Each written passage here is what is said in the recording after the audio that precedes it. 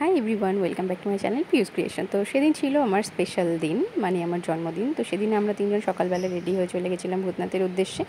ভূতনাথে গিয়েই তো প্রথমে আমরা তিলক কেটে নিলাম, তারপর বাবার জন্য প্রসাদ নিয়ে নিলাম, জলটা নিয়ে নিলাম ওনাকে দেওয়ার জন্য। তো নিয়ে ডালা টালা নিয়ে রেডি হয়ে আমরা লাইনে দাঁড়িয়ে পড়ছি। সেদিন ছিল শ্রাবণের তৃতীয় সোমবার, খুব ভিড় হয়েছিল।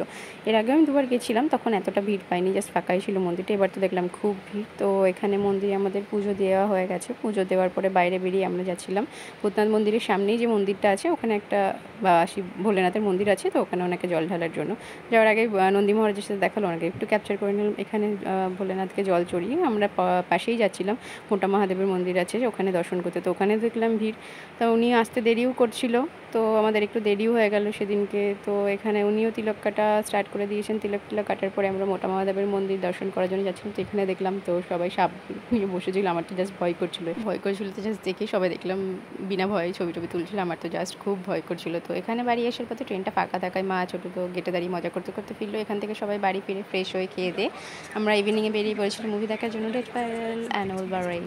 তো খুব মজা হয়েছে সেদিনকে সারাদিনটাই।